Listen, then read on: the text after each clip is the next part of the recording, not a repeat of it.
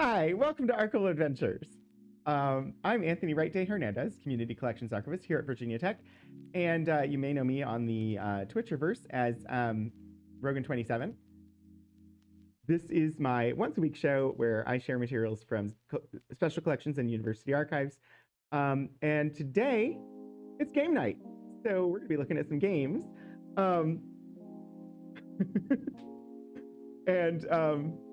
Yeah.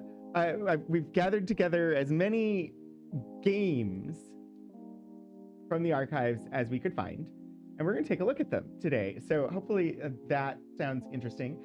And for those of you who might be local, today is indeed the library's game night for the fall of 2023. So if you happen to be free tonight and you're interested in gathering with other people in person and playing tabletop games of various varieties, that is happening on the first floor of the Newman Library this evening starting at 5 p.m. So you're welcome to come by for that. Let me just see. I know there are people in the chat. I should see who's here. Iron Trout, welcome, and thank you so much for the resubscription. 13 months, welcome back. Neogets, I hope that your lurk is good. Welcome and enjoy your lurk. I am Puddleglum. Hi, Conciliance. Welcome. I'm excited to look at the games too. Hannah, it is great to see you. Blue Rooster, hello and welcome. Rowing Toward the Sun. Indeed. We did have a little bit of charades as we were in the run-up towards the episode today. Let's see, and oh gosh, there was a hat trick redeemed by Growing Toward the Sun. I am actually prepared today. I can fulfill your hat trick. I have one additional hat here today. Most of them are at home, but I have a hat. So this is the first time ever on this show I'm actually redeeming the hat trick. And yeah, there you go. There is a different hat. That's all there is to it. Quick and easy. I will attempt to have additional ones on site. I'd love to get some historical ones and actually like have them here. But this is what I have today. So thank you for redeeming the hat trick. And yeah, if I've missed anybody, welcome. It is great to have you here. I'm going to catch up with chat here and let's get this going. So, because this show is focused on history, and we are at an institution that has a history, we like to start by just taking a quick look at the institution's history via the Land Acknowledgement and Labor Recognition as written by the Office for Inclusion and Diversity. So Virginia Tech acknowledges that we live and work on the Tutelo and Monacan people's homeland, and we recognize their continued relationships with their lands and waterways. We further acknowledge that the Morrill Land Grant College Act of 1862 enabled the Commonwealth of Virginia to finance and found Virginia Tech through the forced removal of Native nations from their lands in Western territories. We understand that honoring Native peoples without explicit material commitments falls short of our institutional responsibilities. Through sustained, transparent, and meaningful engagement with the Tutelo and Monacan peoples and other Native nations, we commit to changing the trajectory of Virginia Tech's history by increasing Indigenous student, staff, and faculty recruitment and retention, diversifying course offerings, and meeting the growing needs of all Virginia tribes and supporting their sovereignty. Virginia Tech acknowledges that its Blacksburg campus sits partly on land that was previously the site of the Smithfield and Solitude plantations, owned by members of the Preston family. Between the 1770s and the 1860s, the Prestons and other local white families that owned parcels of what became Virginia Tech also owned hundreds of enslaved people. We acknowledge that enslaved Black people generated wealth that financed the predecessor institution to Virginia Tech, the Preston and Olin Institute, and they also worked on construction of its building. Not until 1953, however, was the first Black student permitted to enroll. Through inclusive VT, the institutional and individual commitment to prosim, that I may serve, in the spirit of community, diversity, and excellence, we commit to advancing a more diverse, equitable, and inclusive community. All right. Thank you for being supportive of the fact that we take a look at the institution's history at the start of each one of these, because they are all focused on history. Yeah, it's game night. I've gathered a bunch of games. We have way more games than we could possibly take a good look at in 2 hours. So here is a list of the games that are here in the room with me.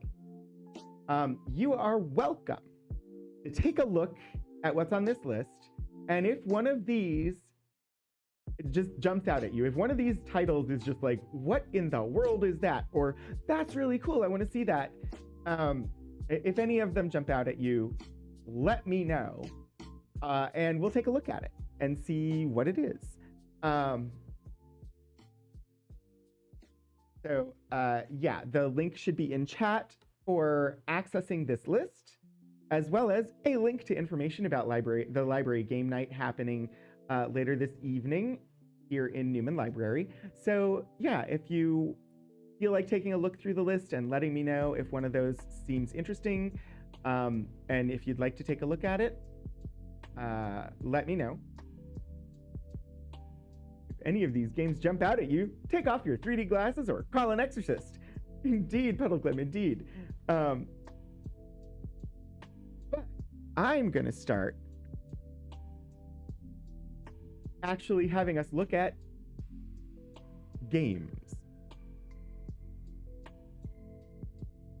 And I'm going to start with one that is extraordinarily well known worldwide, but that was never meant to be fun, which is this is a branded version of Monopoly, of course. Monopoly was supposed to show people why monopolies were bad. Instead, it just makes people get in fights with family. So, just because it's in our collection, and it is a board game, we'll take a brief moment and take a look at the Virginia Techopoly game. This is, of course, the first edition from 1992. There are a bazillion branded versions of Monopoly in the world now. I have never actually looked at the Virginia Tech version. I'm going to zoom the camera out a little bit. And we'll just take a quick peek at what this game is.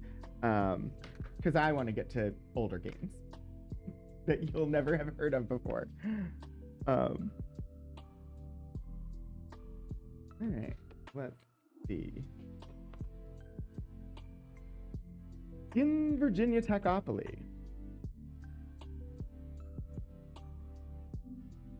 apparently, instead of go, you have register and proceed.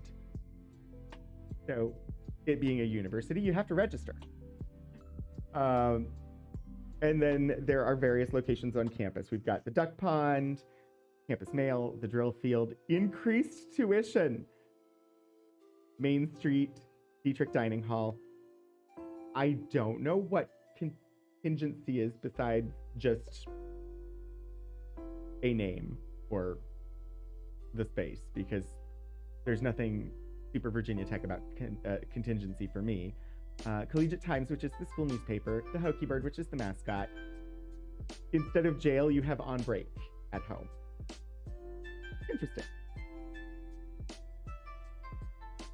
You have Star Wars Monopoly, but it's the version that came out right around episode 1, so in the 70s. Cook's Laundromat, which is on here, not a place that exists in town anymore, so that's interesting. Marching Virginians, which is the marching band. Arnold, which I think all of the dark blue are local businesses that are no longer in business. Then we've got College Avenue, Carol Lee Donut, The Balcony, Gilly's Ice Cream, which I don't think Gilly's Ice Cream is around anymore either. Free parking is Spring Break. We've got Williams Hall, McBride Hall, Daring Hall, and then Prices 4. So those are all like major roads in the area. War Memorial Gym, Lane Stadium, the Corps of Cadets, Castle Coliseum. So that's all like the reds are like sports and fitness related, and then we've got the Corps of Cadets in there. Academic probation. Oh, I guess is that?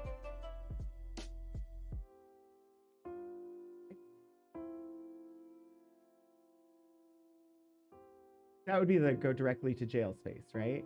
Do not pass go directly to jail, etc. Yeah, because academic probation, and they're sending you home, and home is jail. Then we've got the War Memorial Chapel, Johnston Student Center, Campus Mail, and hey, look, Newman Library's on here. Washington Street, Squire Student Center, car fine, $75, and Burris Hall, which is the administration building.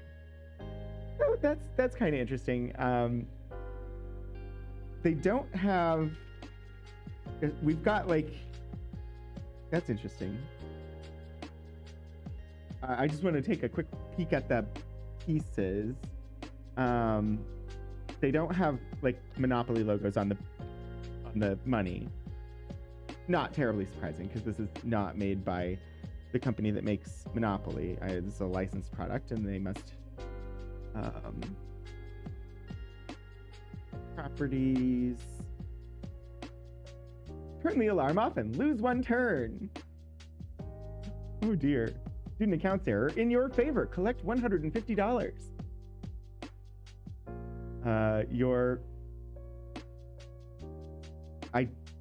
Oh gosh, QCA it's like GPA, but I can't think of what the letters stand for. Your QCA equals 0.4 academic probation. Go home. That's a really low QCA. A hotel on a duck pond just sounds like it'd be really noisy. So the hotel is not far from the duck pond, actually. But it isn't like right on the pond. I mean, the hotel is much bigger than the pond. Spring break, collect $30 from each player for gas to Daytona Beach. Interesting. The player tokens, we've got English, calculus, art, history, and anatomy, it looks like.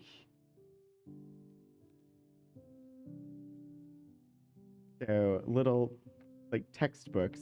And instead of houses and hotels, we just have red and white push pins that don't have the pins.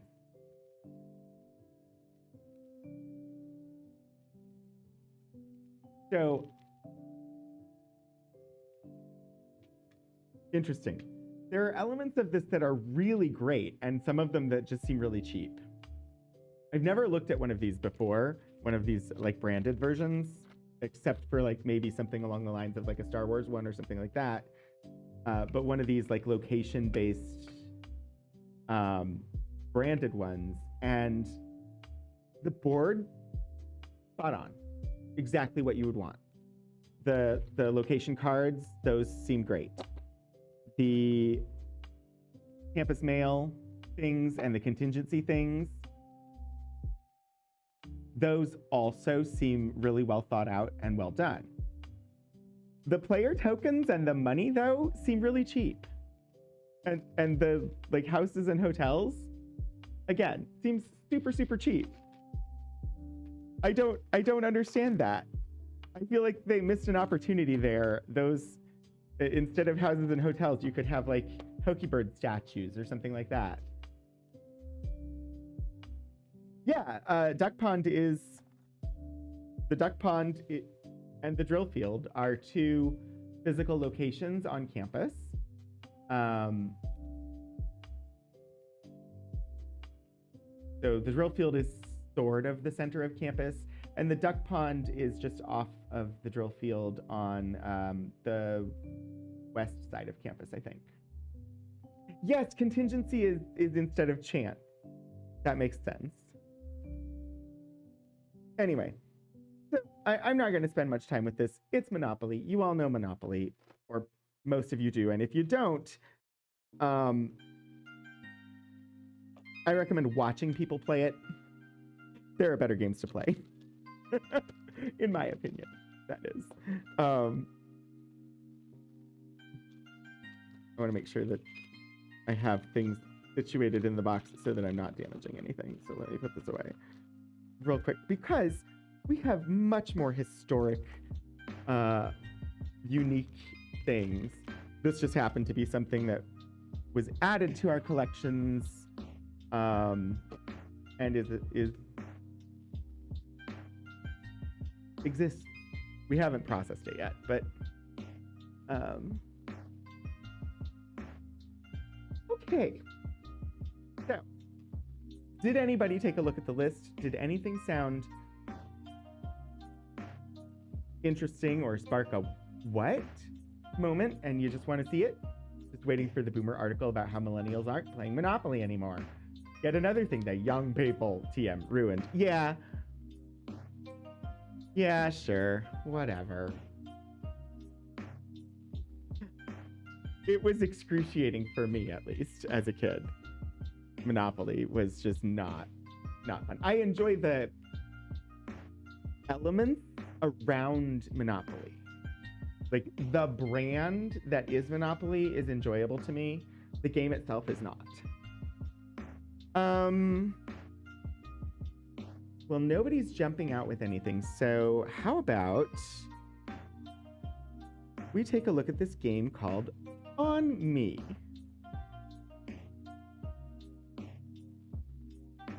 Let me zoom in on the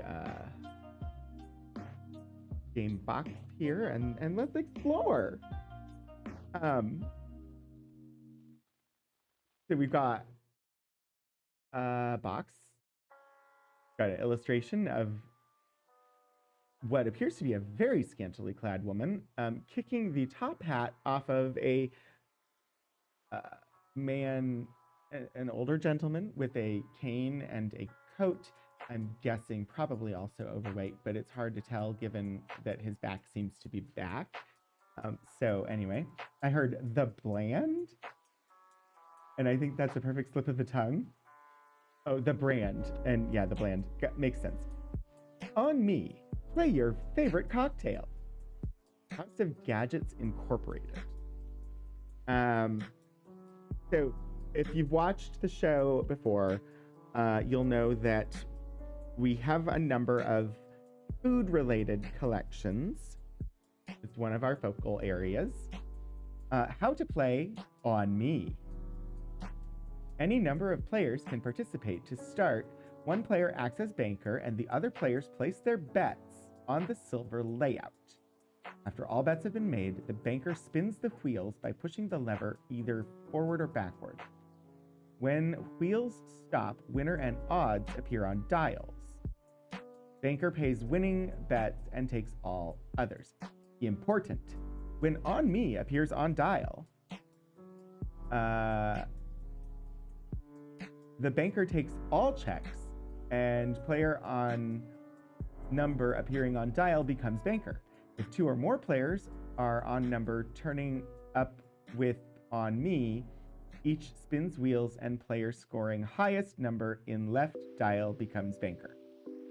If no player is on number shown with On Me, there is no change of banker. Silver layout can be cleaned with a damp cloth. Indeed, Puddleglum, we can do the space exploration and technology trivia game next. I'm going to be as gentle as I can with this because I do not know how sturdy and, I mean, sturdy is not typically a descriptor used for archival items. So I want to try and get this open without a lot of damage. Without any damage, ideally. Okay, so this looks like the playmat. We've got numbered spaces, 1 through 8. The center space is not numbered.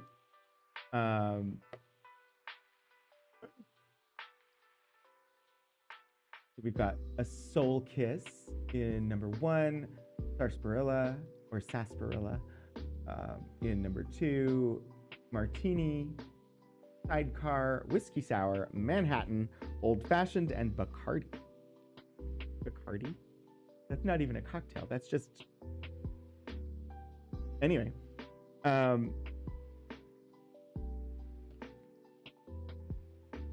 Interesting. So there is no funny money. There is no play money with this. You have a board. As many people as want to can play. And this is a game of betting. Apparently with money. I assume you could bet with other things, like, say, jelly beans. But this is the board. Players place their bets on the silver layout, which is this.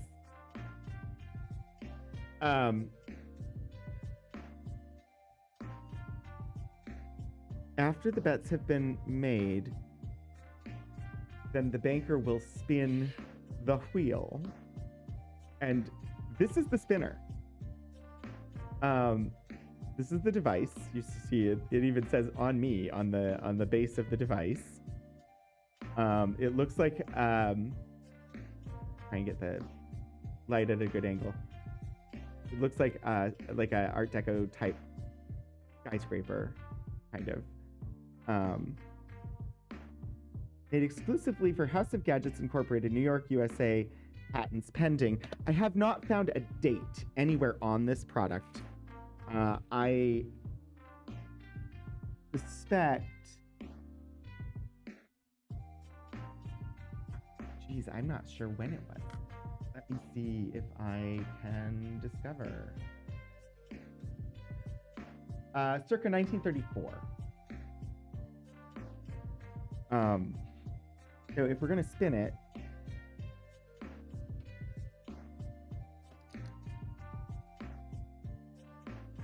six on me. So that, if people had been playing, the bets would have gone on whichever squares. And so apparently you could put in the center to say that you think "on me" is going to come up. And so if you had a bet on Manhattan,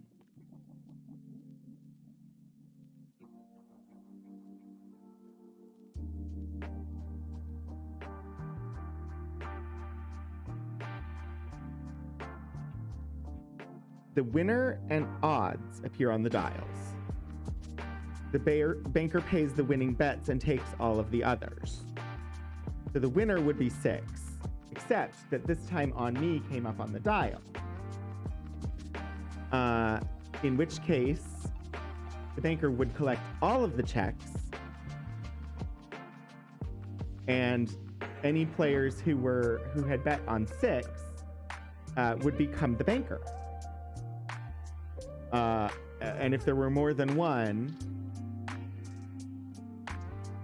then they each would spin, and whoever spun the highest number would become the new banker. All right, so then if we spin it again, we've got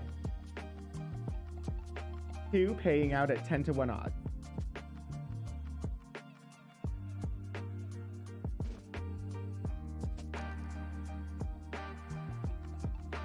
Eight paying at 2-1 odds. That's interesting. 3 paying at 8-1 odds. So it's definitely a like gambling, betting game. which it's a gambling / betting game about alcohol from the 1930s. So I'm sure there are some people who really, really were very against this game. Poor game, all those drinks, and it doesn't have a date. Well, I mean, I'm sure it will have a date after it lets them know that drinks are on me. That's neat. I hadn't seen this before. It's an interesting little piece of cocktail history.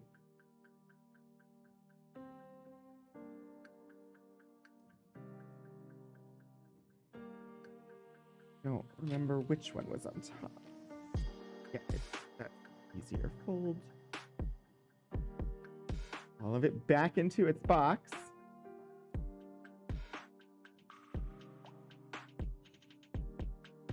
All right, the request was for space exploration and technology trivia game. Which I have.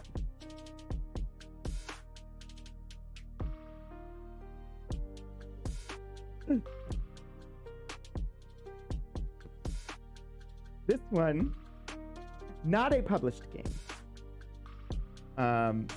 So this is from the W. Dale Parker papers. And I am uncertain exactly what it's going to look like. He's got pieces though. Let's see what we can learn. Start with the instructions maybe.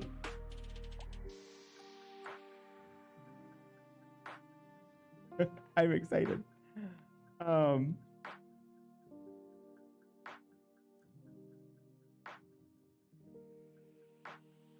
Instructions for playing space technology trivia.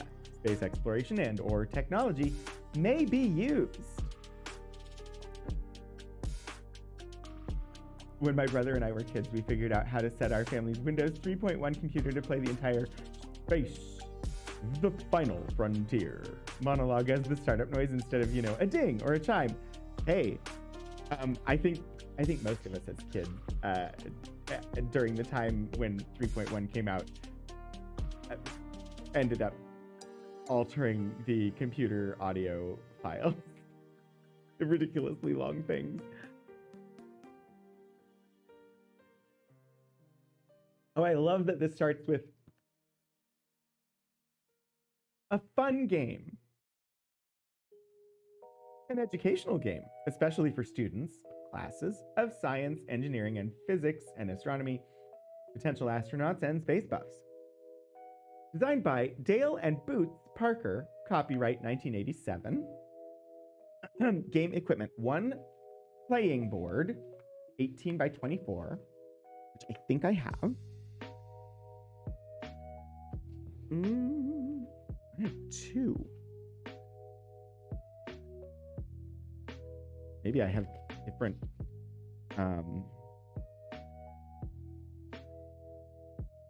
iterations, developmentally, like, oh my gosh, look at this. I zoom out. Look at it.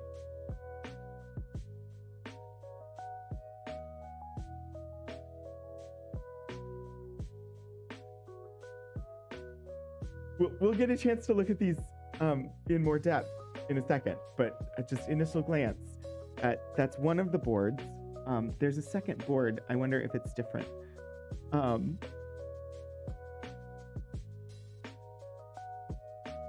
This is totally a prototype game. We have a program where I know there are classes where students get to do game design. I've actually been a tester for some of their games for like their final before, where they're making board games and then I've gotten to go and play their prototype board games as a tester, and my feedback was part of their final grade. So this looks like the same. There's just another copy of the board. I don't know. We'll have to compare them maybe, but let me see. I'm gonna look some more at the rules. You want to be a board game tester? Find a school near you where they have some game design courses, and see if they take volunteers for testing the student projects. One playing board, 18 by 24 inches with a black background and yellow blocks. One die, which... What's that? Oh, I think I have 2 full game sets. Because I've got 2 dice, 2 d6. There's supposed to be 6 player pieces. I have 2 sets, each with 4 player pieces. So I have 1 complete set and 1 incomplete set, let's say. Board can be made of solid material, plastic sheet, or magnetic plate pieces. I'm so curious whether these are custom or not. Because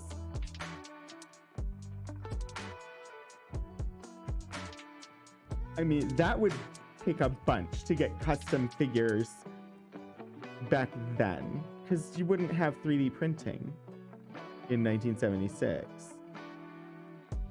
But they are not characters that I recognize from anything else.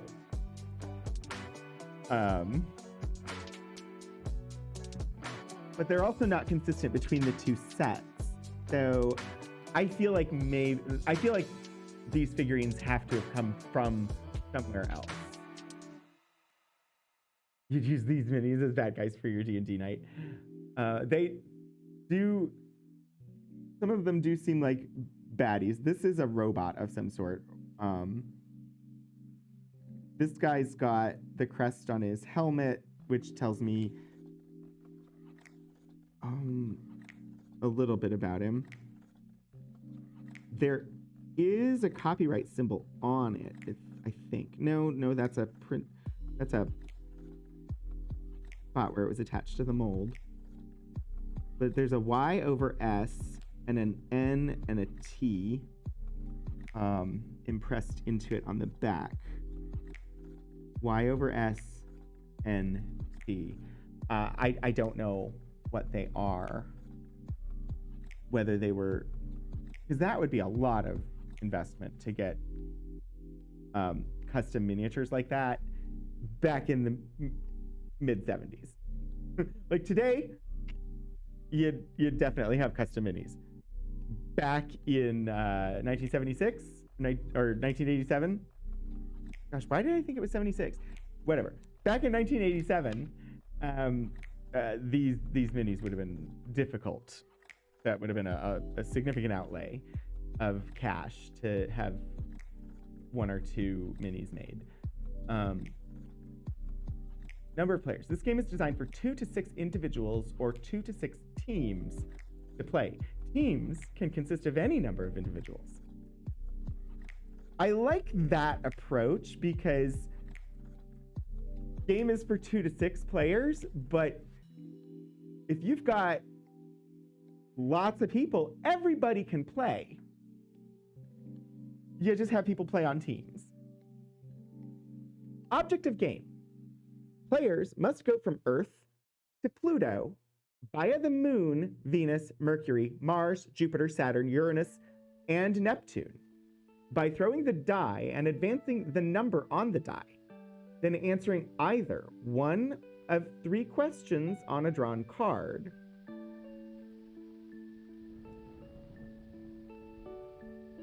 I think it means by answering one of 3 questions. I don't think the word either there helps the sentence, but anyway, it actually took me a minute to parse it because either usually means picking between 2 things, but at least in my experience.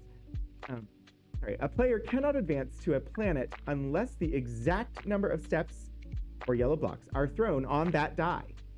For example, if a player is 3 steps from a planet, they must stay there until they throw a 3 and answer 1 question out of 3 on a drawn card. When a player lands on a space where they are instructed to go back or forward, they continue to throw the die until landing on a space not so instructed, and once on such space, can draw a card and answer 1 of 3 questions on that card. The game ends when the first player or team reaches Pluto. Any player answering a question correctly keeps throwing the die until they miss. The die is then passed on to the next player. In some ways, these rules seem somewhat similar to Trivial Pursuit. Insert Uranus joke here. There's a reason I pronounced it that way on the internet when that is not how I pronounce it normally in life. So I have a lot of thoughts and opinions about where I went for undergrad, but one of the traditions there I look back on most fondly was Professors and Students Trivial Pursuit. Oh, that sounds amazing. You want to have pink muscle torso guy crack the fuel oxygen mix for getting capsule into orbit? That's so I actually think he's orange, but I can see how pink might come across on this stream. He's definitely a robot, but he definitely also has some abs on there. It's funny because the giant screen that's on the wall that I can use as a monitor, the colors are wrong, and I don't have a working remote control for it, so I have no correction. I have no color correction there. So I look at it up there and I'm like, oh my gosh, everything's so dark. They can't see any of the detail. And then I look at the video in OBS and I'm like, okay, no, the video is visible. It's just the TV on the wall. It's reading as salmony pink. I believe it. It's more orange in person. But that could also just be the way that the camera is interpreting the colors. The other set has 4 completely different characters, which I think supports my theory that these are established toys that were pulled from somewhere to use as game tokens, and that they are not custom made for this prototype game. Where, like, if this was today, these would be 2 identical sets. But I think they put together 2 playable sets that had 4 tokens each. And they just pulled together some tokens that they, or some little miniature dudes that they had from somewhere else. But they're not characters that I immediately recognize. Like, this is a luchador. Like, very clearly a luchador.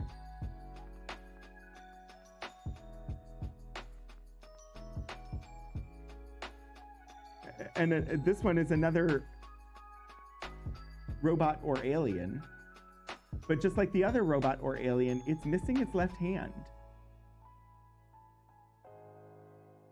Both of the robot/alien characters are missing their left hand. I have no idea. They look like the generic dime store variety action figures. Yeah. They probably are.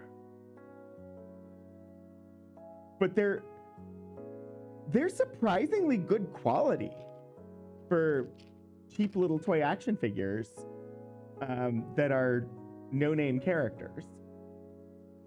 They're actually really good quality. I would say they are for purpose, because they're meant to be played with. Whereas a 3D printed mini today is not meant to be played with in the way that these were meant to be played with.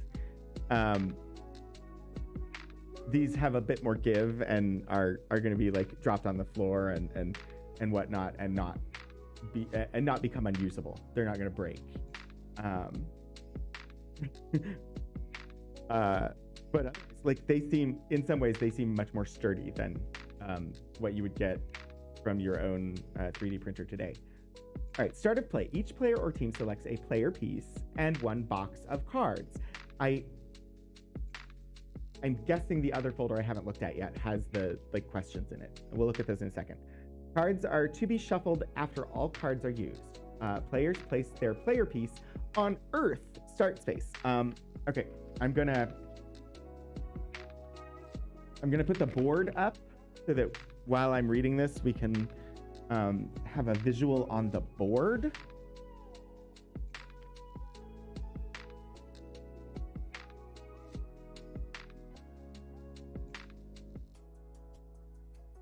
And yes, it just has like box tape and scotch tape. And I'm gonna need to zoom out.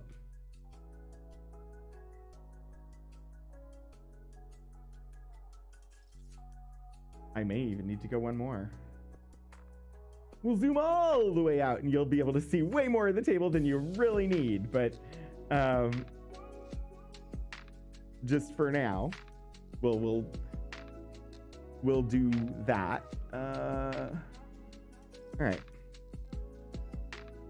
So if we select a player piece, I'm gonna go with the luchador guy, just because.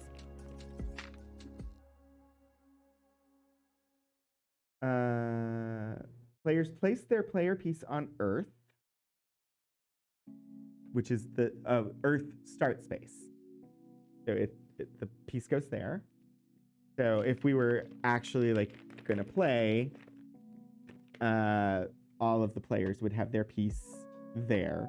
And yeah, these are definitely not designed as board game tokens because they're not stable enough to really stand.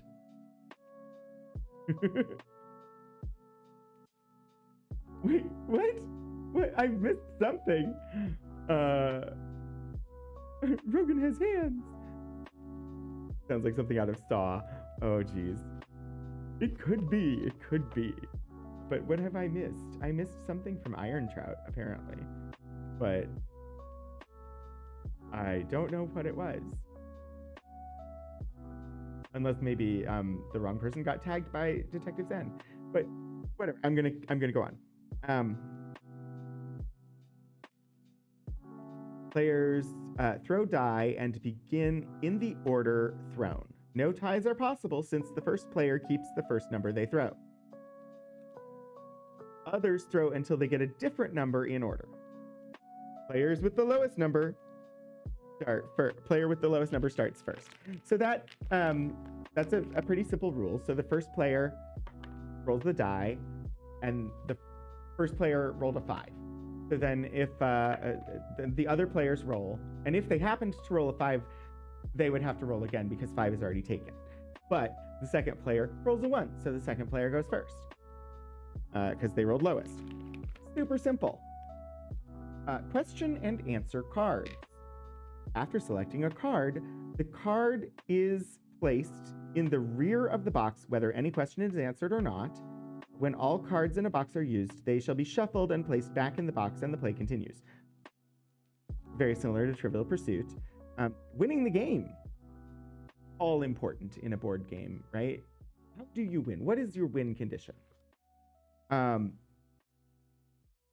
actually going to zoom back in just a tad. Because a correct answer means another roll of the die, a player or team wins when reaching Pluto and becomes a space explorer expert. Play doesn't end, though, until all players roll once more after a win has been made in the event other players are close enough to tie. Again, those rules sound somewhat familiar, and I believe they are familiar to me from Trivial Pursuit. Like the general mechanics of the trivia game sound familiar from that well-known trivia game.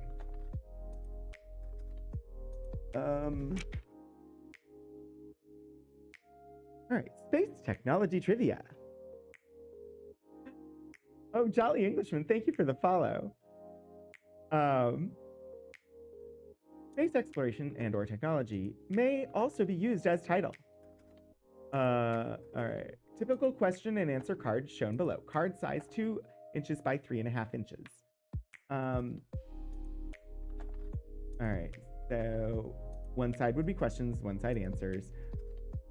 What USA astronaut first orbited the Earth? What rocket sent the Mercury spacecraft into space? And which is farther from Earth, Venus or Mars? Or Mars or Venus? And the answers would be John Glenn, Redstone, and Mars. I did not know Redstone was the name of the Mercury spacecraft rockets. Let's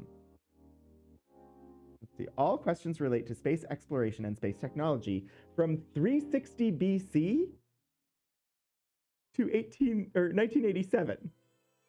I'm really curious about what the 360 BC questions are.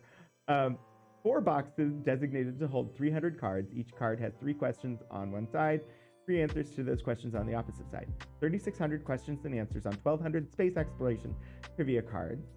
Some questions will be true or false. Actual pictures are available for all planets listed on the playing board.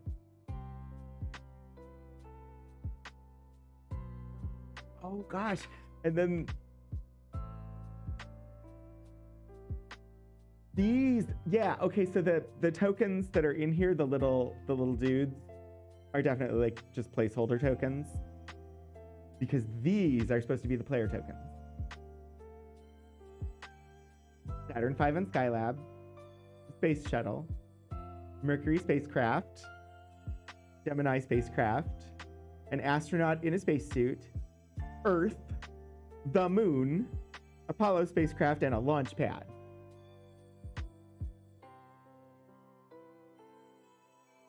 So these are proposals apparently because it says select 6, but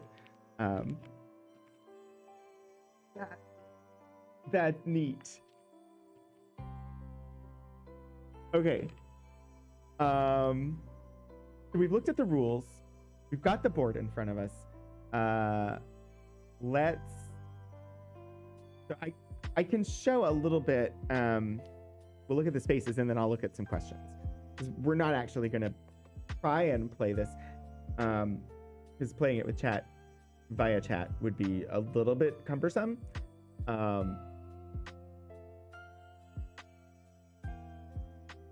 Seems like it would be playable though.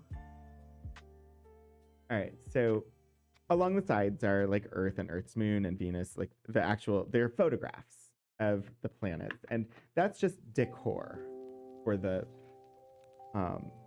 stuff. But so you start at Earth,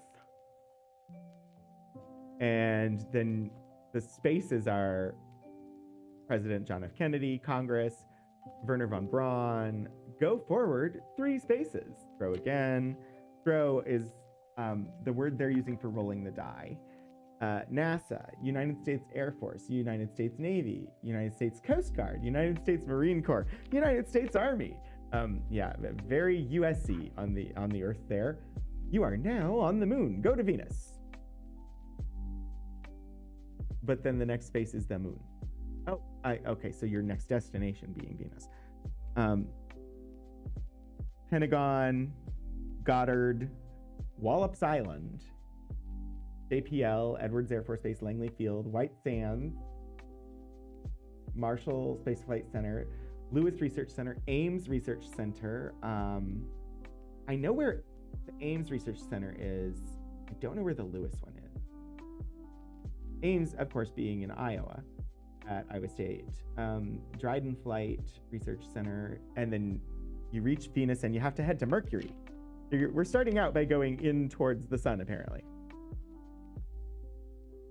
I'm trying to make sure I don't damage things. All right, so starting the path for Mercury, You go through Johnson Space Center, named after Katherine Johnson, a Black woman mathematician who was one of the actual people that the film Hidden Figures was based on her life in part. Let's see, Downrange Tracking Station, Kennedy Space Center, Wright-Patterson Air Force Base, Voyager, Frogmen, go back 3 spaces, Life Raft, Simulator, Launch Team, and then you reach Mercury, and you have to go from Mercury to Mars. You got some experiments, Mercury program, Gemini program, Apollo Soyuz Rendezvous, Aegina, Skylab, Weather Satellite, Spy Satellite, Redstone Rocket, Atlas Missile, Centaur Missile, Titan Rocket. So you end up, just by virtue of the board itself, you have names of a lot of the things sitting in front of you. So even if you aren't good at remembering names, if you know the answer, the name is probably on the board somewhere, which is interesting. So it looks like Mercury is a section where all the spaces are. I don't understand what the point of naming the spaces is, though. Like, it's interesting, but the names of the spaces don't seem to play into the mechanics of the game at all based on the rules. I want to look and see what some of the trivia questions are, though, which I have yet to get to. I have yet to find any of the trivia cards other than the vague reference of what one might look like as illustrated in the rules. Let's see. National Air and Space Museum, Smithsonian, May 1st, 1987. Dear Dr. Parker, thank you for sending the drawings. A description of your new name. I must point out that the answer to your sample question number 2 is only partially correct. Other rockets launched Mercury craft besides Redstones. I'm afraid that I must also confess a lack of knowledge in the area of marketing. I could not begin to suggest methods to pursue or organizations to contact. I am so sorry. I could not be of further assistance. Sincerely, Janice Hill, museum specialist. Interesting.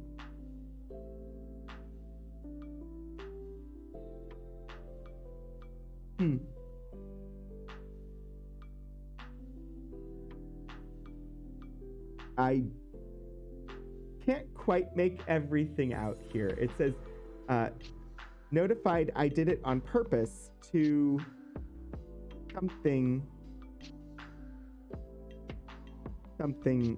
read it. But I'm not 100% certain what it says there, but apparently he did that intentionally.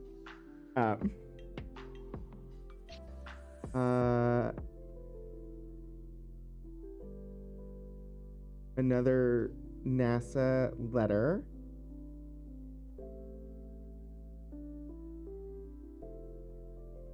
I don't feel qualified to advise you on the marketing of your trivia game. I know that the Trivial Pursuit series was very popular a few years ago, but like many fads, I think there has been a diminished interest recently. All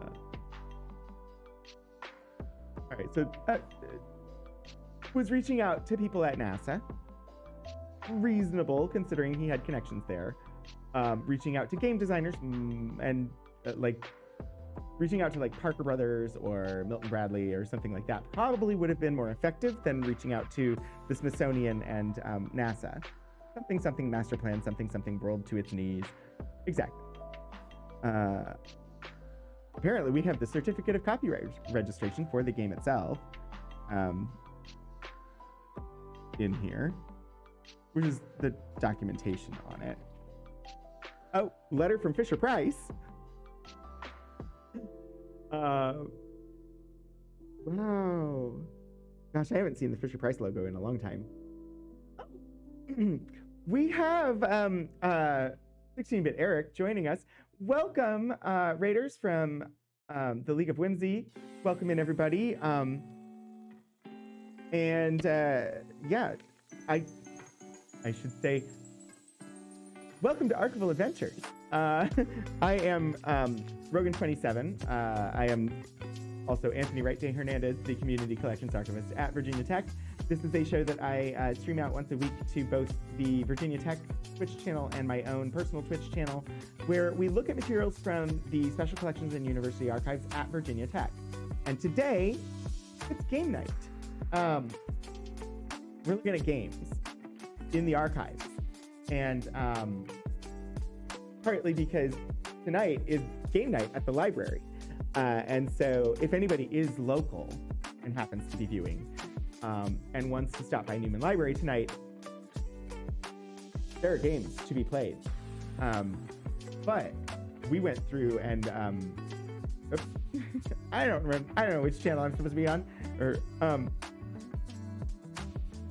so we're looking at games that are in our collections, and right now we're looking at one space exploration and technology trivia game written by or created by Dale and Boots Parker. Dale Parker being an inventor and scientist who was connected with NASA. So it's been interesting. We have a mock-up of a board. We have instructions on how to play this trivia game. It's interesting. But yeah, also just hi, welcome everybody. If we didn't, can we get a shout out for 16-Bit Eric, if anybody's here who is not already following 16-Bit Eric, I encourage you to do so. Eric is a genuinely wonderful person, a great storyteller, has a great community, very welcoming and always worth a watch. Rykar, thank you so much for the resubscription. 34 months, almost 3 years. It's amazing. Baston Cider, hello and welcome. And yeah, everybody else, welcome. Hi, Lord Portico. Please, I hope that you can rest your voice. Please do not lose your voice. So we're just looking through, I'm trying to find some of the actual like question and answers that were proposed for this game. Because we haven't quite gotten them yet, but there are some letters, some correspondence in here. So this is from Fisher Price saying, thank you for your recent letter concerning the submission of a product idea. Fisher Price has established a policy of not reviewing outside submissions except from firms or individuals with whom we have previously developed an association. So there's a lot of rejection letters in here for this board game. International games. We do not accept unsolicited ideas. United States Senate, March 13th, 1987. Dear Dale, Bo Becker of my staff has advised me of your recent discussion, and I wanted to take this opportunity to get in touch with you directly concerning your question about the timely processing of your copyright request. I've contacted the Registrar of Copyright, requested a review. As soon as I have something further, I'll contact you. Lawton Childs. I know that name. Senator from Florida. Interesting. We had the copyright paperwork a few documents ago. Why is one of the spaces ham?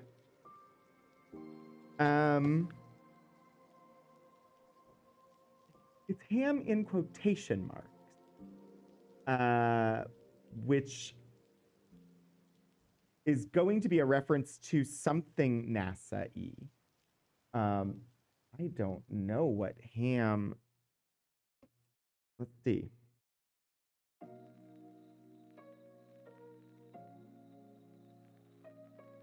Oh. I didn't know the name. Ham was the name of the chimpanzee launched into space in 1961 as part of Project Mercury.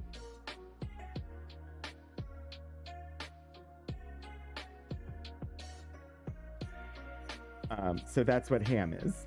is the, and these are all each planetary location. So that strip here, this is all Jupiter. And they all seem to be related to the ships and the people. Sort of. No, they're not. We've got shuttle, we've got Delta rocket, vertical assembly building, launch pad, space food, space medicine, LEM, which is lunar excursion module. What's on bend? Astronaut, women in space, ham, starship, Cape Canaveral, crew commander, space engineering, docking.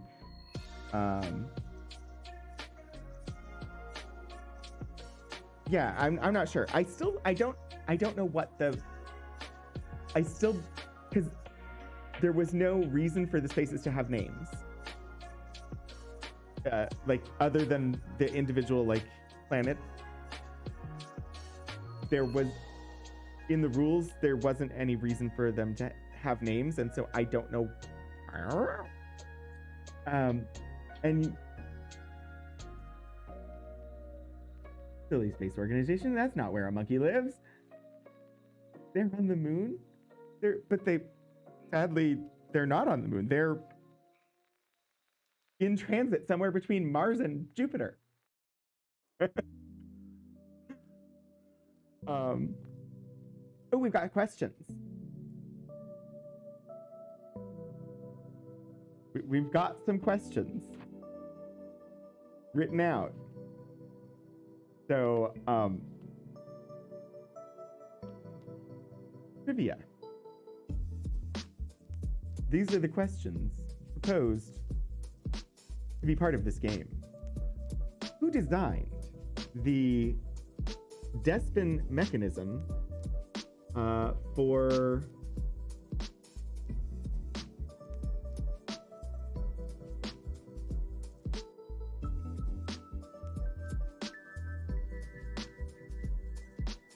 I think it's the Despin mechanism for weighting objects in space. I would have to look up the full name of the Despin mechanism, and it's just because this is all in handwriting rather than typed that I couldn't figure out 100% what it says.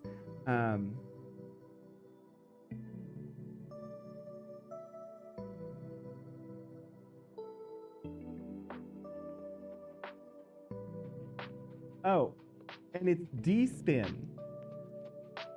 It's D-spin, not Despin, but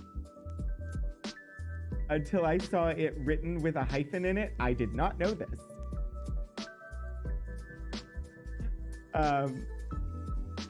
Yes, so the question is, who designed the D-spin mechanism for weighting objects in space? And the answer, if you have really, really, really good memory of everything we've ever looked at on stream, you'll know the answer. Otherwise, you probably don't know that it was Otis Jerome Parker. And even, like, when we looked at Otis Jerome Parker's stuff on stream, we were more interested in his rocket boots or jetpack than the D-spin module. Let's see, who designed the Centaur missile?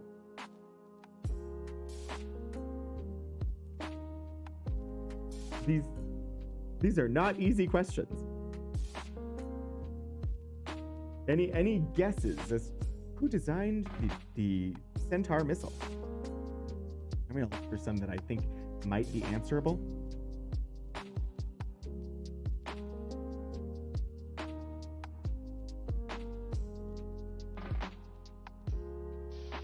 Ah, there's one.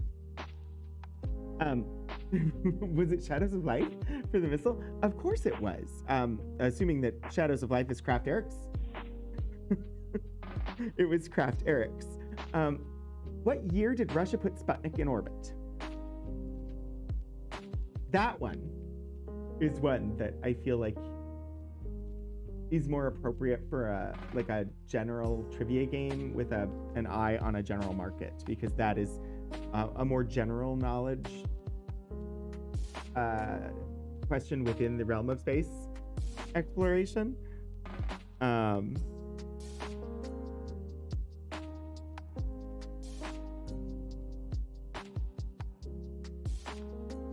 the answer being Russia put Sputnik in orbit in 1957. Where did the astronauts receive celestial navigation training?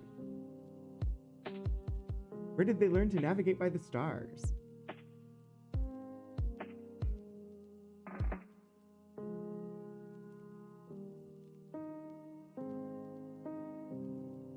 I still say you can take me out to the black, because I'm not going back. Oh, shadows.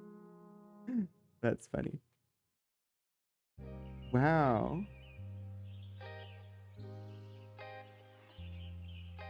So what's funny is I think a lot of the answers to these would be discoverable in our archives. And Blue Rooster, yes, it was 1957 for Sputnik.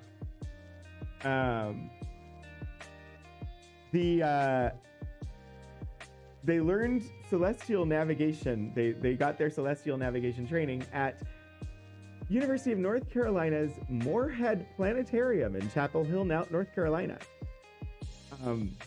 Very particular knowledge that I don't know that most general public would be aware of.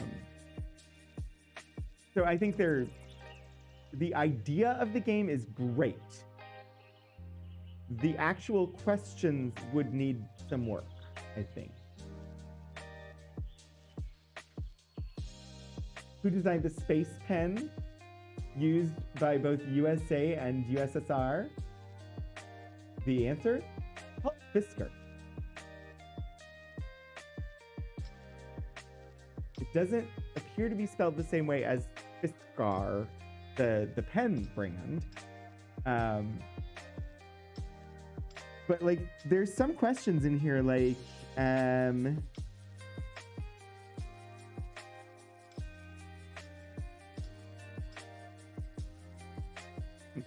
what astronaut became the director of the Smithsonian's Air and Space Museum? Mike Collins. Hey, we have a ginormous Michael Collins collection here.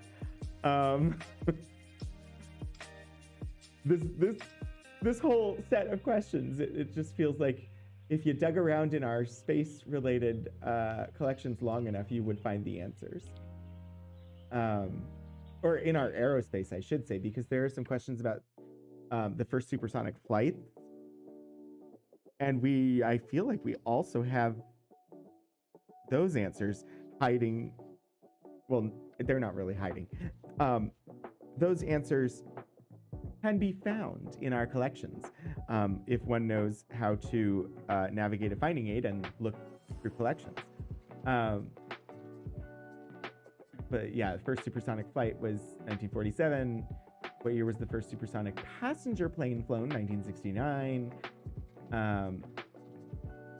A lot of I would just have no idea what the answers were, and I would just be guessing left and right. So, there were a good couple of months where you were obsessed with the Soviet space program, so that's how you remember it. I remember the year of Sputnik because of Stephen Sondheim and the movie, or the musical, Merrily We Roll Along, which is why every time I see the name of Sputnik, the lyric, they called it Sputnik, they called it a miracle, goes through my head.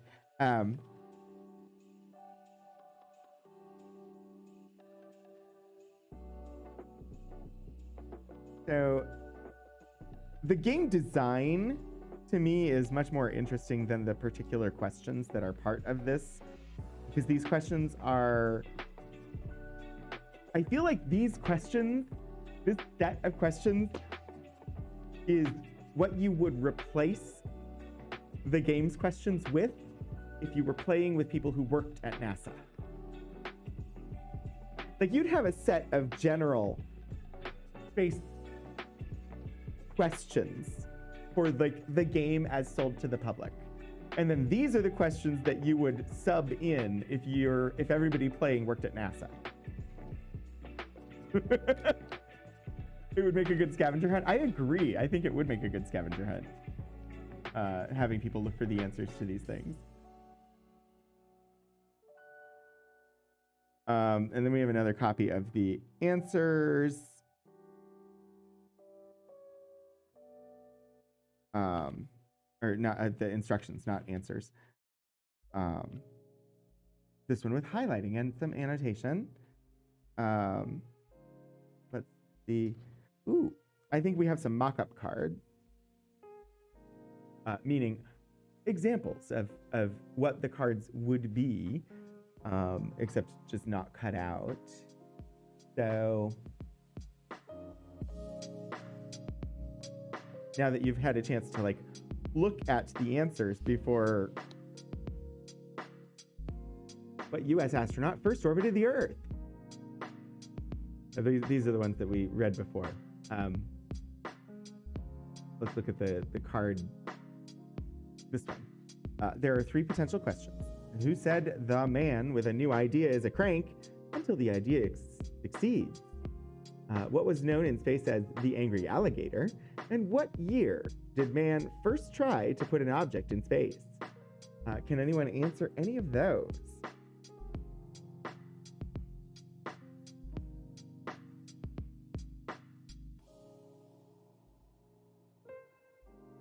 Huh. I honestly don't know the answer to any of these. The one I feel like I would have the best chance at getting is what year did man first try to put an object in space, but also I want to say something in like the 1600s for that. And I don't know if that's where they're going to go. You're going to say the third one has to be 380 BCE reference? Well, let's see. Oh, wait, where are the answers? Oh, and you're right, it is. So the answers, Mark Twain, Agena target docking adapter, and 360 BC was, oh, you can't even see it. Ah, too far. So what year did man first try to put an object in space? 360 BC. I want to know I want to know the documentation. Where, I need a citation on that one. But I'll give it to you, Puddle Glove. But yeah, I want to know the citation on 360 BC being the first time that man tried to put something in space. Interestingly, the printed version of the rules, it looks pretty standard. It looks like very much like a tabletop board game rule set when actually printed out like this. And then suggested pieces, which of course, if this was the actual production version, it would just be the pieces. But those are pretty cool for the pieces.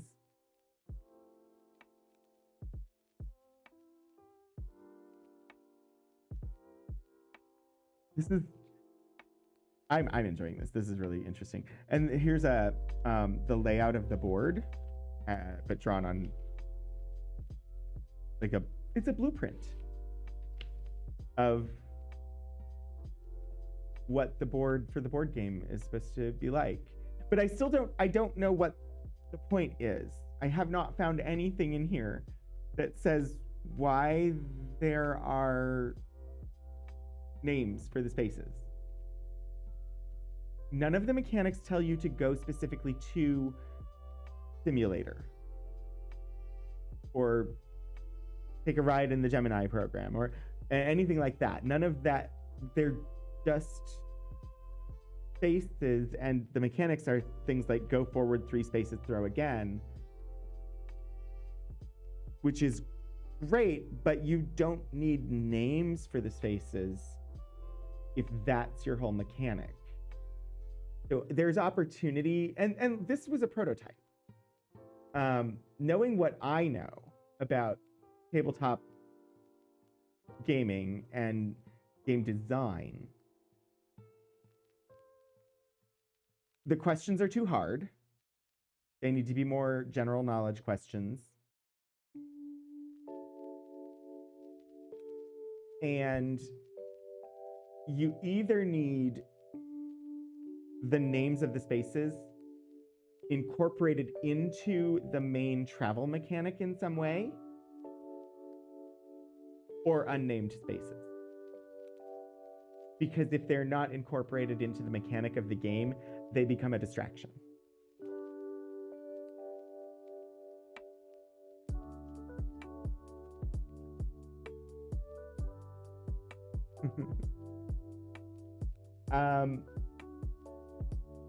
I believe you're right, Blue Rooster, that Buzz Aldrin...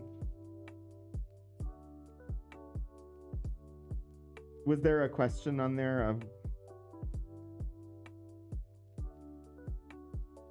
person who first orbited? Oh, sorry, no, John Glenn, Blue Rooster, the astronaut who first orbited the Earth, the U.S. astronaut who first orbited the Earth, is John Glenn. Do you know who was the first person to be completely out of touch with Earth as they went in transit behind the dark side of the moon? I'm sure that's one of the questions in here. I mean, the Greeks and or the Babylonians would have absolutely tried to do it. There was a lot of astronomy going on in those days, or any other number of ancient cultures. I suspect the reason is that the game designers felt the board seemed empty without this. Probably. I get the feeling this was not designed by oh no, this was designed by people who worked at, by a guy that worked at NASA and his wife, I believe. I think Boots is his wife.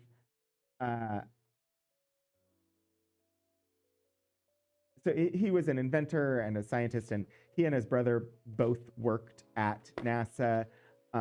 Otis worked on the jetpack for NASA, and then we've looked at Dale Parker's stuff before.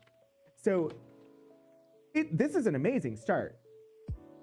They need somebody who's an expert in board games to provide some assistance and refinement. It needs some playtesting, but from watching many years of Becca Scott playing board games with people on the internet, many of whom were game designers, I can say it's a distraction to have names in the spaces unless those names are tied into the game mechanic somehow, and the questions are too hard for general playability.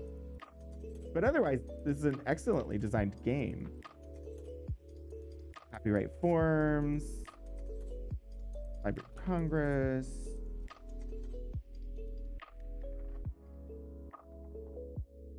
Cool. There's just some paperwork regarding the copyright and the communication that he had with the Florida senator to try and get expedited processing on that. And this is from the Library of Congress. Games. The idea for a game is not protected by copyright. The same is true of the name or title given to the game and of the method or methods for playing it. Copyright protects only the particular manner of an author's expression in literary, artistic, or musical form. Copyright protection does not extend to any idea, system, method, device, or trademark material involved in the development, merchandising, or playing of a game. Once a game has been made public, nothing in the copyright law prevents others from developing another game based on similar principles. I mean, heck, as we were reading the instructions, the game instructions, basically it has the same gameplay mechanic as Trivial Pursuit. So in order to register the copyrightable portions of a game, you must send the Copyright Office the following elements, and then it's instructions. Cool. And Lord Portico.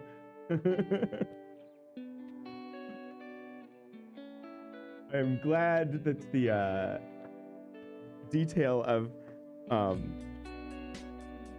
copyright specifics made you happy. Behold, the Registrar of Copyright of the Library of Congress. This was actually really cool. And I love that we have it in here with an actual like mock-up of the board. We actually have 2 copies of the board. We have the not canon game pieces, but we have game pieces for the purposes of having functional prototype games. Of course, this was 87 when 3D printers were not a thing. So those game pieces are just cheap, generic figurines, like army men, but not.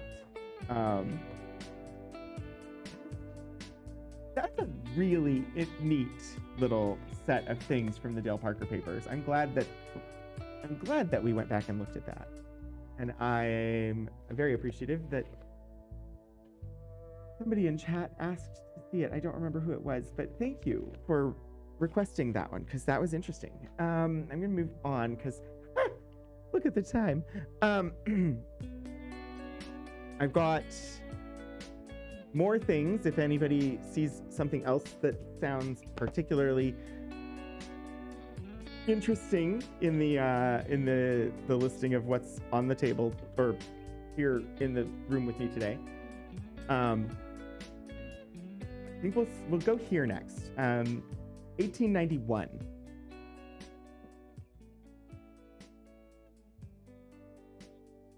So many things here. We have so many games in our archives. It's really surprising. Also, I wish we had more.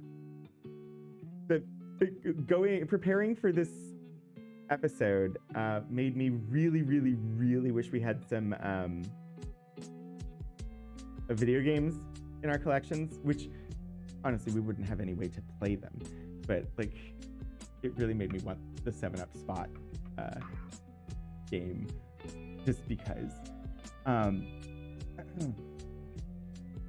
Modèles de toilettes au nouveau Paris était 1891.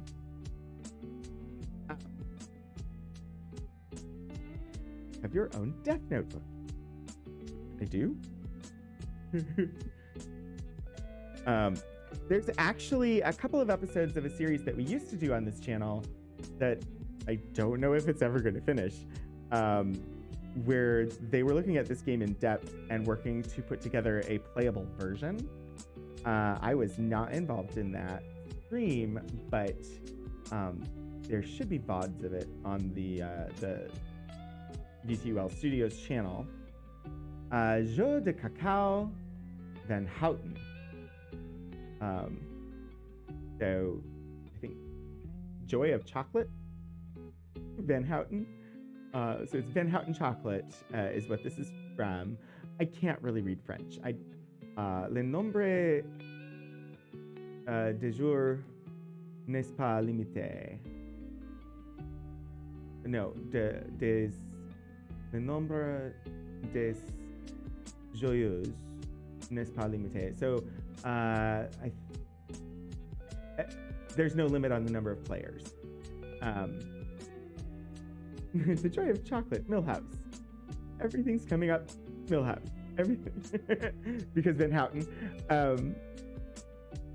But yeah, so no limit on the number of players. On fixé par les sortes le chacun.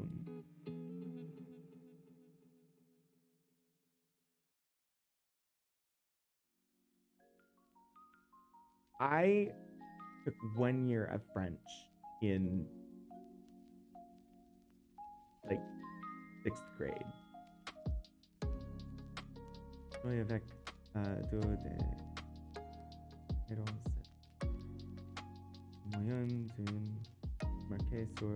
yeah, I would have to translate, so I'm not certain. Let me see if I can find notes, maybe, but it's an interesting board. It's quite an interesting board.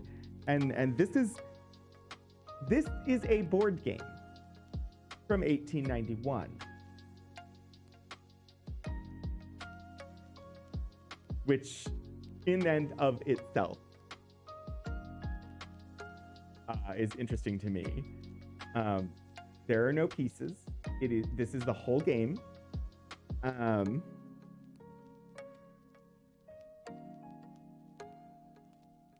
And that is not the thing. So, okay. It's quite colorful. It's also very much intended as advertisement for Van Houten chocolate. It is a piece of culinary ephemera, more so than a game. The whole point of this was, yes, this is a party game. This is something you would play at parties, but it's also an ad.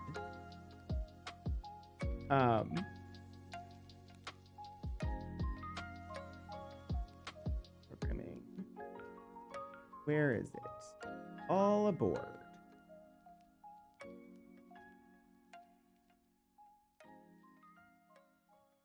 And yeah, no, I just have the XCF. I just have like the scans of the board. There's no like notes about how to play it. And if none of you speak French, I'm not going to spend too much time on it. But because if you want more in-depth on this game in particular, there are VODs on twitch.tv/VTUL Studios where it was being explored by some of my colleagues.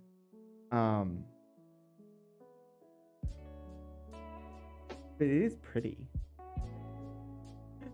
I know that much. I know it's pretty. But exploring the rules for this hot chocolate game, I don't have that much time right now.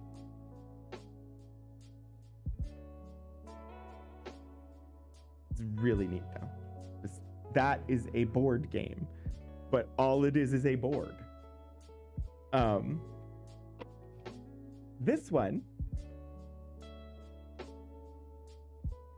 again, not in English, and I also do not read or speak German, so probably won't spend a ton of time, but it's 100 Women Architects, 1840 to 1940.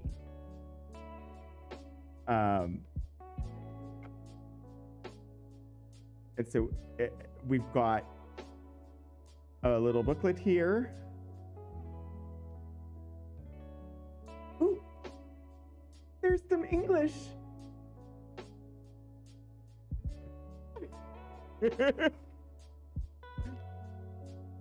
So at least I'll be able to tell a little bit about it because there's some English. I appreciate this.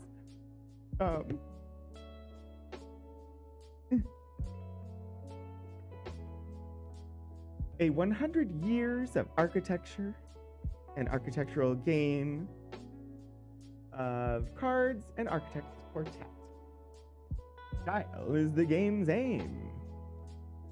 Let's see, something is being played. There is something in a game. The sphere of play is the sphere of pictures, sphere of possibilities, and the imagination, the true nature. Very philosophical. I'm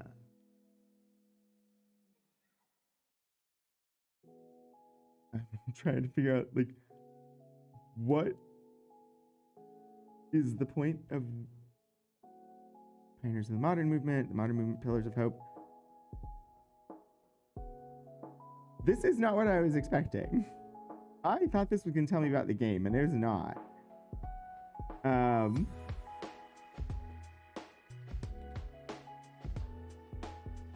was so excited for a moment, and then I realized this is not really telling me anything about, like, what am I supposed to do with these, and it's not women architects, it's just 100 years of architects. Ooh. This is probably a description from the seller that we bought this from.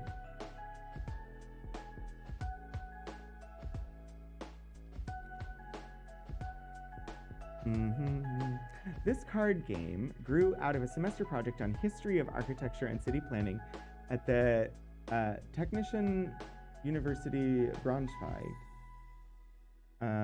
From the 28-page explanatory booklet in German and English accompanying the cards, both the history of architecture and a player's delight means to observe, to recognize, and to know, but also to touch, to remember, and to choose. A game of observation, of instruction and delight, a collector's item, a tangible history of the architecture of the modern movement is brought to you in the form of a card game, a quartet. The modern movement in this architect's quartet is represented by 21 architects with 4 cards each. The modern movement from 1840 to 1940 is understood as a development from Morris to Peragni that is between the Industrial Revolution and the Industrial Boom. In this game, the modern movement is reduced and typologized in keeping with its own self-assessment. The game could be doubled and tripled. The selection could be supplemented. Okay. Let's just look at some cards. As an urban planner, you want it very. It came out in 1990.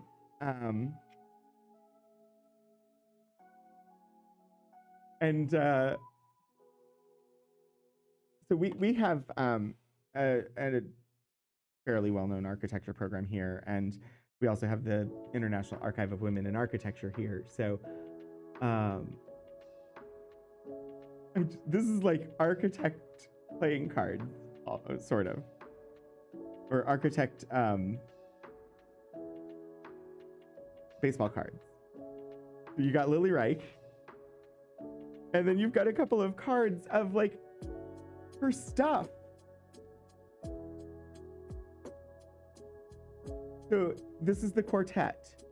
You've got the biography, and then you've got examples of her work. I don't know that I understand the rules well enough. So apparently, what is the quartet?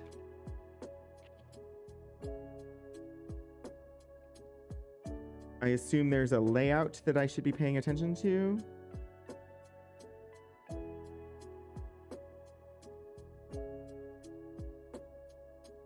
Yeah, I don't know. I would have to study it, but this is card 1, I assume, because it has 1 chair. This is 2. This is 3, and then this is 4. But that's really interesting. I had not seen this before. And we've got Charles Rennie Mackintosh.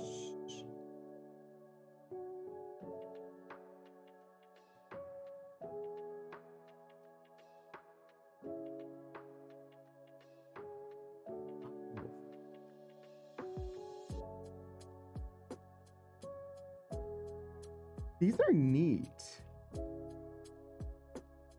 And they're really nice. So yeah, and potentially like Best Insider, if you really want a copy of this, it came out in 1990. It's possible you could find one.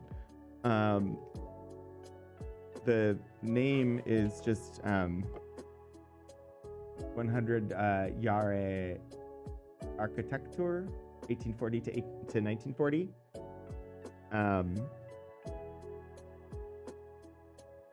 These are really nice quality cards. If you are able to understand the German, they'll be much more interesting for you. But Frank Lloyd Wright.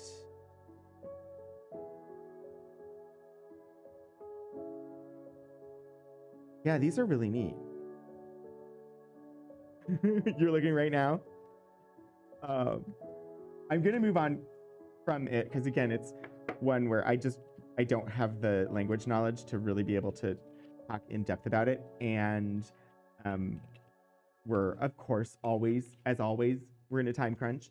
Too many things to look at and not enough time to just fully experience all of the wonder in all of them. Which I feel like perpetually that is my thing. There's never enough time to experience all of the wonder.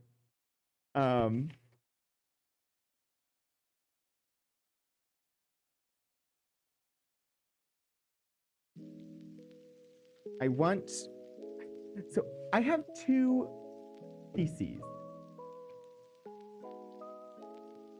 here. Two theses that are games. You'll have to do a game night part 2. Oh, yes. There will be a library game night in the spring, and so I imagine I can do another game night stream then. It won't necessarily be on game night, but this time it just worked out that way. But so, Community, a simulation game for environmental involvement by Richard Langdon Rowland.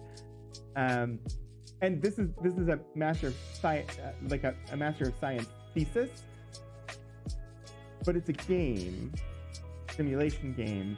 I'm really curious to explore it. We do not have the time today, so this you may see on a future game night stream. I also have Dam, a computer-implemented water resource teaching game by Franklin B. Titlow, another thesis for a Master of Science in Wildlife Management this time. Again, don't really have time to dig into it, but I'm really curious, and so watch for those to make a reappearance sometime in the future. And then we have lots of culinary ephemera. Treasure hunt with the Munch Crunch Bunch, a healthy, fun food adventure.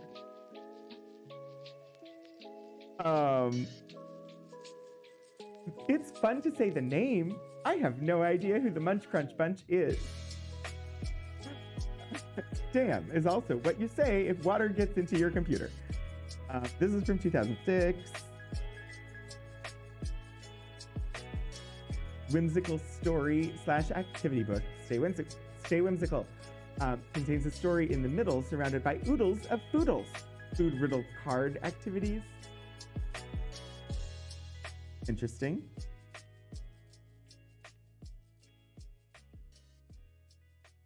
Nice. So these are, they're perforated, but only on the one side, so that you can pull the page out, but then you would have to cut the cards out. So, okay, so blueberries. I grow small and round, fresh, frozen, or dried, or pressed into juice. I promise to turn your tongue dark blue.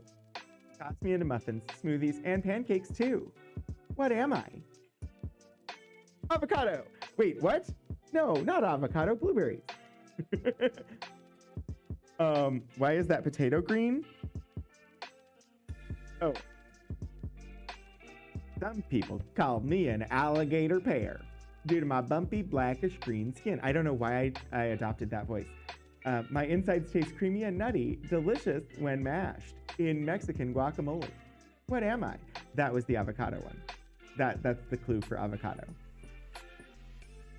And the green potato was the avocado. Healthy, fun food? That's like an oxymoron to me. All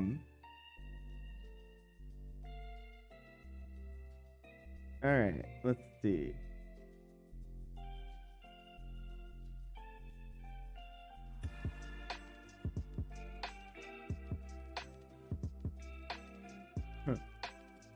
I'm a softball-sized fruit with pink or white flesh.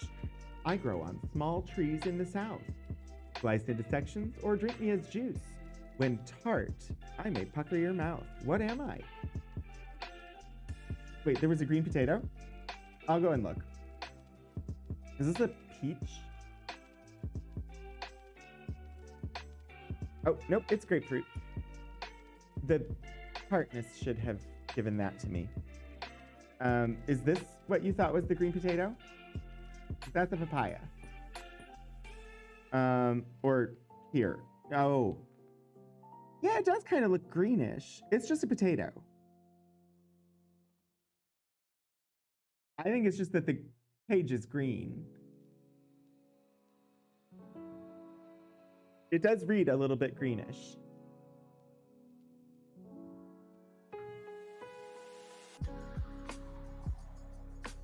And then there's the little story that they've written. This is very much aimed at kids. But honestly, the cards were little, interesting, cute little trivia cards. This is a neat little item. And it's not like... A lot of the older ones would very much be like, buy your produce from us, while pretending to be a children's trivia game. This is a box that you can cut out and fold up and tape together with tape to hold your trivia card. Bok choy! Sorry. Some of you will know where that came from.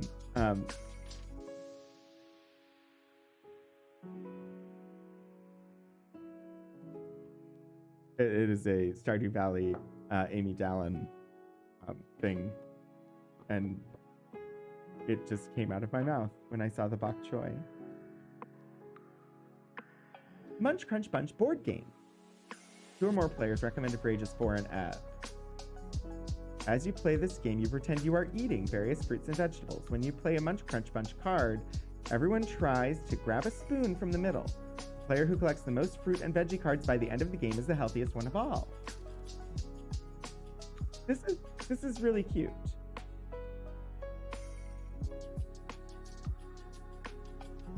Huh. You wanted to throw books at the bok choy. Of course you did. So yeah, we are out of time, which I am saddened by, because there are so many more. But as was mentioned, library game night happens once a semester. So watch for game night stream number 2 next semester, when we can dive into, maybe I can bring a guest and we can like play a 2-player game of something, or we can explore further into the depths of the Munch Crunch Bunch, or look at one of those theses, or investigate the game of 7 breakfasts, or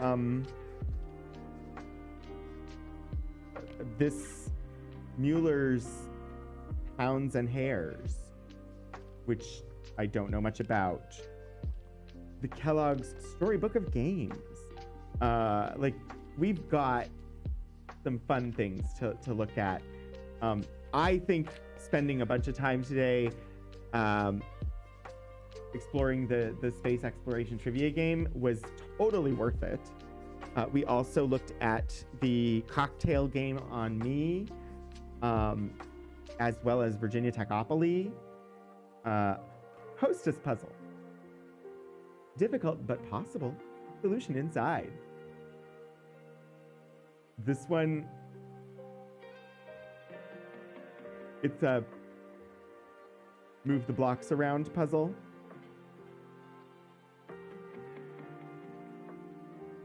We'll actually like play that on stream, say maybe next time.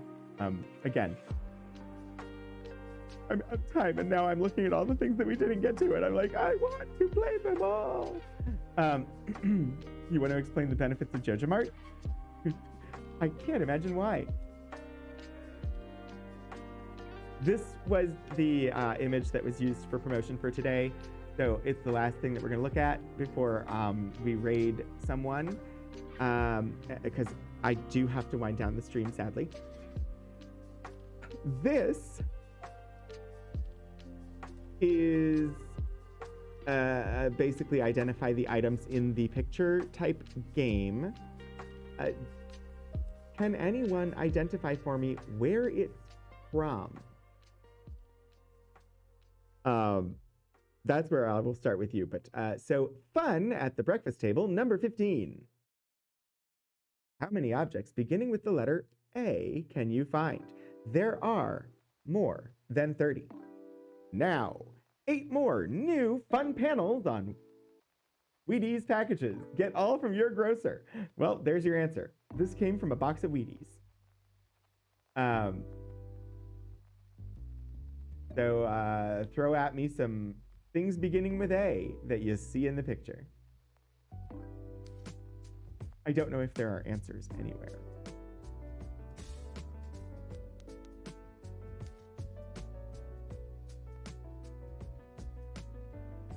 Can you think what the name of that animal is?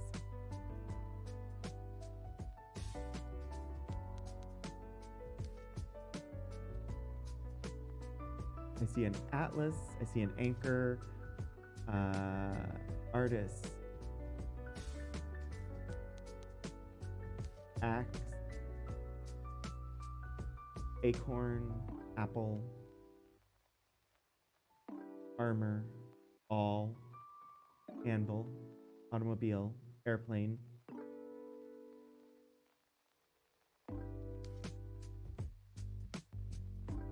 arch, athlete, archivist. Hi, Mikado Yuki. Oh, in the picture, yeah. Ambulance, thank you. Arithmetic, Arc de Triomphe, antelope. That's the one I was trying to get. Anchor, ape. I feel like there's got to be apron.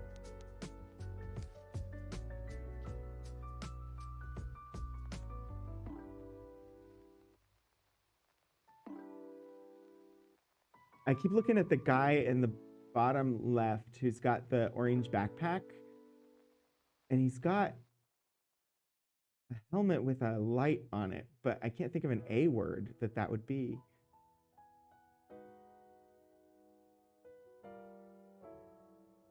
And like, what is the garbage can with the fumes coming out of it? How is that related to A? And the street sign? Oh, arrow. Address, because the arrow has a full address on it. Adventurer. That's a good one, Concilian. I think most of the things in here could have a word with an A. Anvil, yep. Hi, Hannah. Like I got the awl, I got the axe, I got the armor. I don't know for certain what this is. And I'm not sure what the A would be for that. Yes, arithmetic and automobile.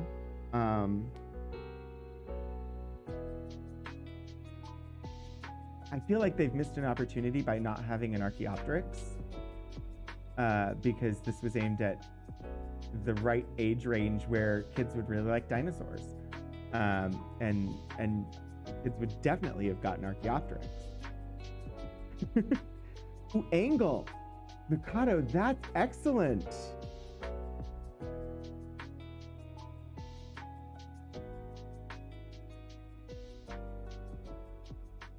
Yeah, so that's the awl.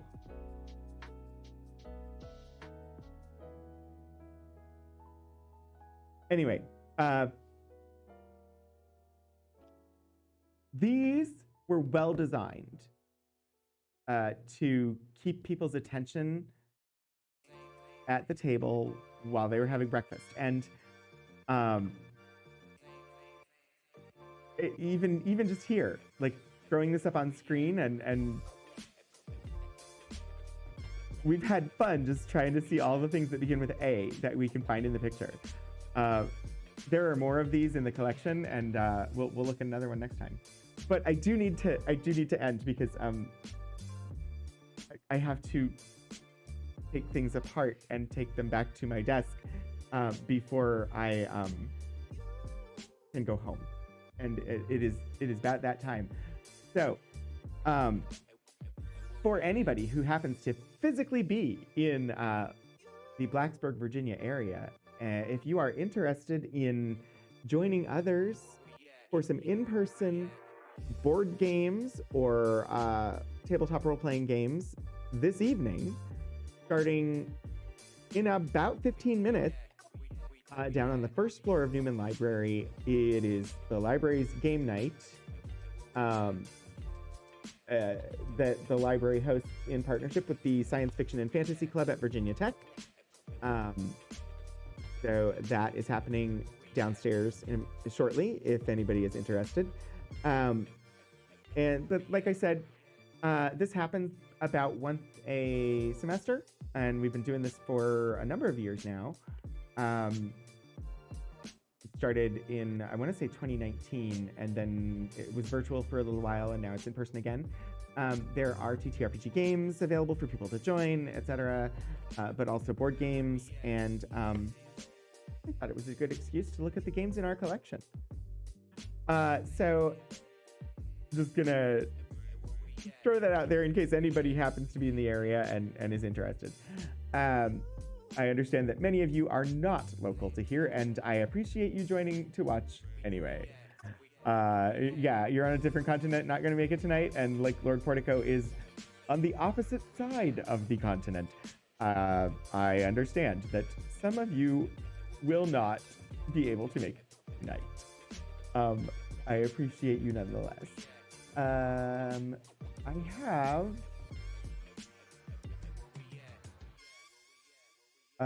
next week coming up on Archival Adventures is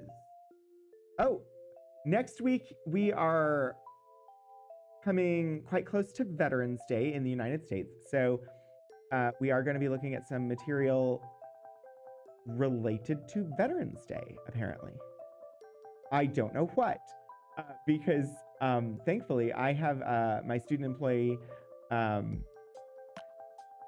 Sterling, who is prepping these for me now, and so they're really unboxing of things I've never seen before, and you get the unfiltered reaction of me to what I'm looking at. So next week it'll be stuff in some way related to Veterans Day, apparently. And then coming up the week after that, we've got Buckminster Fuller's World game.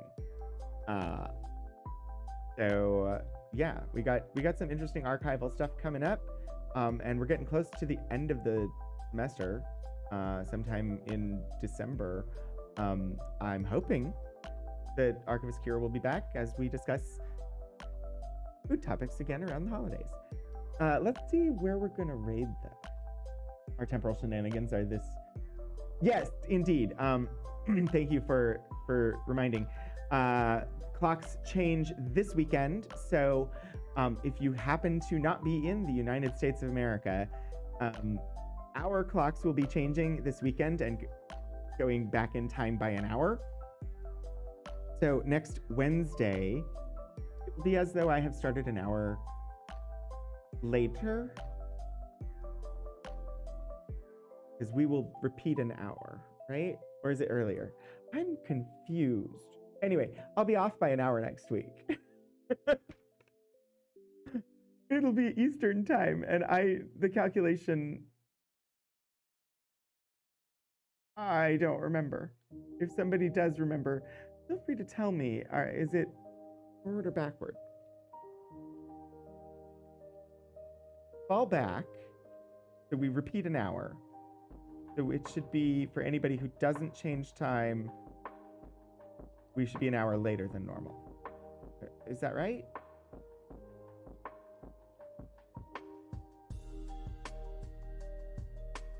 I struggle a little with the daylight savings time. Stream will start an hour later. Yes, good, I got it.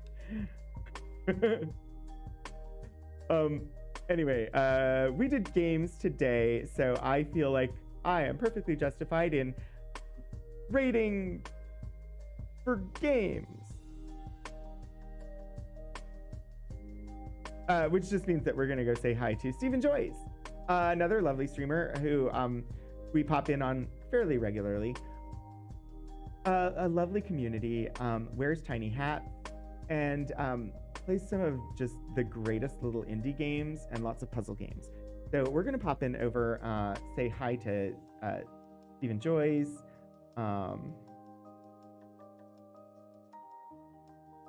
for the rest of now. But thank you all so much. Not Stephen Joyce, Stephen Joyce. I hope that you will join me to pop on over there and say hello to this absolutely lovely streamer. And yeah, thank you all for joining me. I hope I see you for another Archival Adventures soon. Or for one of my non-work related streams, which if you're on the Rogan 27 channel, you can see that schedule below. But until I do see you again, keep exploring history, everybody.